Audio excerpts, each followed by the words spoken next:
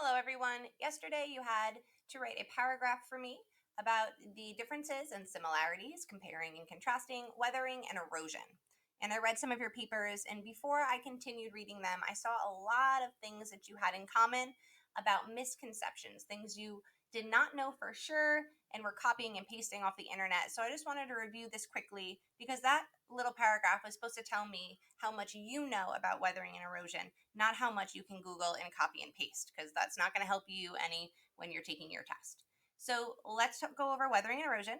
And at the end of this video, I want you to go back and edit the paragraph from yesterday for a better grade with your new understanding. Now, if your paragraph, just like your line of learning, looks just like this PowerPoint, then you are good to go. You don't have to edit it, but only if you had some misconceptions, something you need to change, then I would ask you to go back and look at it again.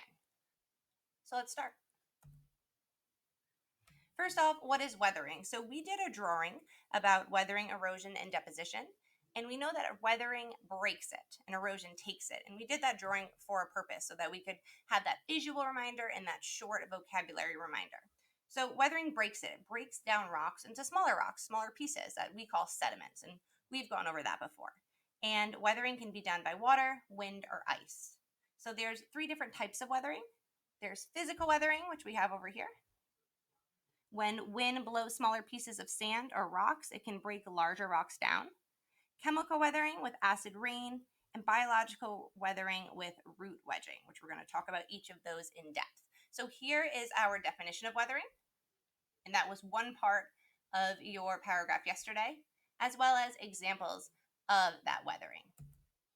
So for one example of physical weathering is abrasion, and that's when wind, which has tiny grains of sand in it, start going past rocks, and those tiny grains of sand start rubbing against the rocks and wearing them down, wearing them away. So we have the wind here going this way, and that wind has sand in it, and over time, as that wind and sand continuously hit this rock, it gets smaller and smaller, and those pieces of that rock join into the wind as well, and we get cool stuff that looks like this.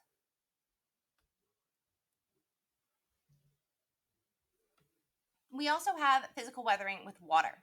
So water can get into cracks of a rock, freeze into ice, and when ice freezes, it expands, and that expansion in that crack of the rock makes the rock break. And we have the diagram down here. Here's some rocks with cracks in it. That water enters, the cracks deepen, more water enters and freezes, and over again, water getting into the cracks, freezing, water getting into the cracks and freezing again will eventually do something like this and break the rock. Physical weathering can also be done with rain and water, such as rivers and oceans, and that can wear down a rock. And that usually happens through erosion as well. So there's that combination of weathering and erosion. So these river rocks are really smooth, and they're smooth because they were weathered down by the water. Going in the river and hitting other rocks and being smoothed by that water makes river rocks much smoother than any other type of rock. Now we're into chemical weathering. Chemical weathering can be done by acid rain. And when we dropped the acid onto the limestone, we saw a reaction. And that same reaction is happening here with acid rain. So for example, acid rain is one of the reasons that makes chemical weathering.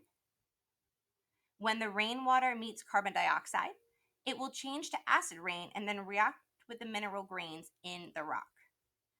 Finally, rocks have holes or cavities and start changing their form. So here are two real life examples of what would happen during this cartoon of chemical weathering.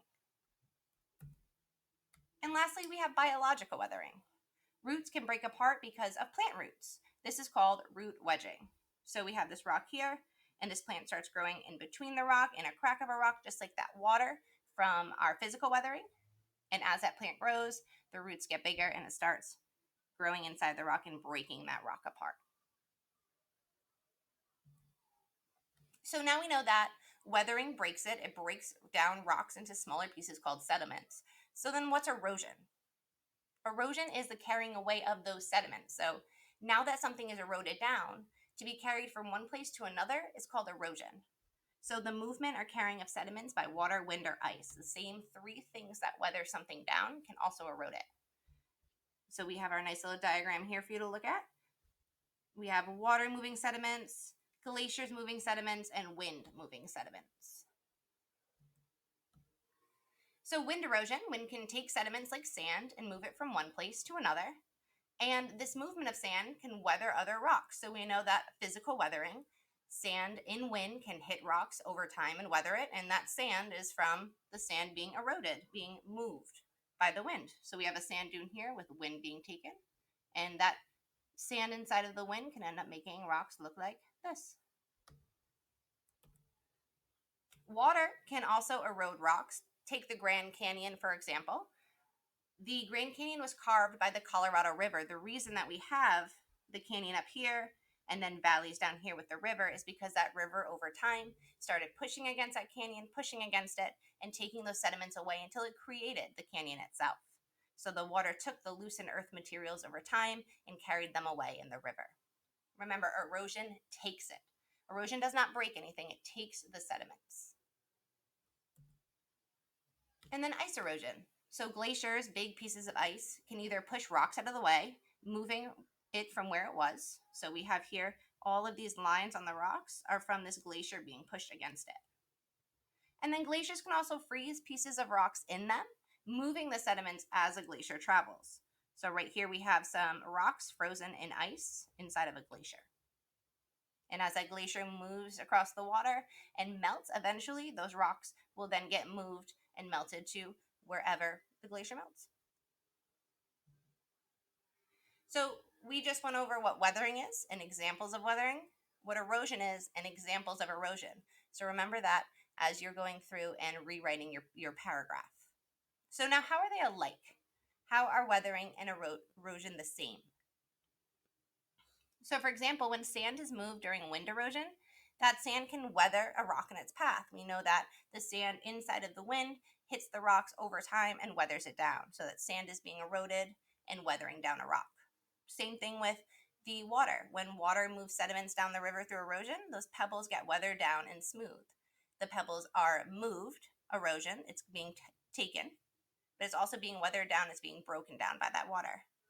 Both weathering and erosion change the Earth's surface and can be done by wind, water, or ice. So we have weathering here, erosion here, and how wind can weather and erode, how water can weather and erode, and how ice can weather and erode. And you can take a peek at that.